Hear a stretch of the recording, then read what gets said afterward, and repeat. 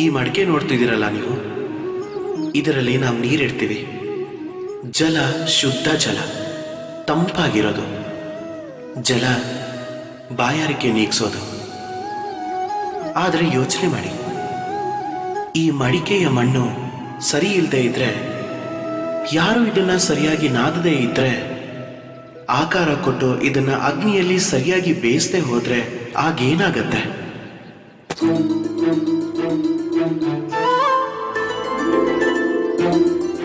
ಇದೇ ನಮ್ಮ ಮನಸ್ಸಲ್ಲೂ ಆಗೋದು.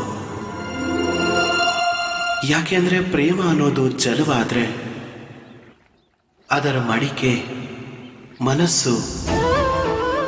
ಮನಸ್ಸಿನ ರೂಪದ ಮಡಿಕೆಯಲ್ಲಿ ವಿಶ್ವಾಸ ಅನ್ನೋ ಮಣ್ಣು ಇಲ್ಲದೆ ಇದ್ರೆ, ನಮ್ಮ ಕಣ್ಣೀರಲ್ಲಿ ಅದನ್ನ ನೆನೆಸದೆ ಹೋದ್ರೆ, ಸಮಯ ಅನ್ನೋ ಕುಂಬಾರ ಅದಕ್ಕೆ ಆಕಾರ ಕೊಡದೇ ಇದ್ರೆ, ಹಾಗೆ ಪರೀಕ್ಷೆ ಅನ್ನೋ ಅಗ್ನಿಲಿ ಅದನ್ನ ಬೇಯಿಸದೆ ಹೋದ್ರೆ, ಆ ಪ್ರೇಮ ಮನಸ್ಸಲ್ಲಿ ನಿಲ್ಲೋದಕ್ಕಾಗಲ್ಲ.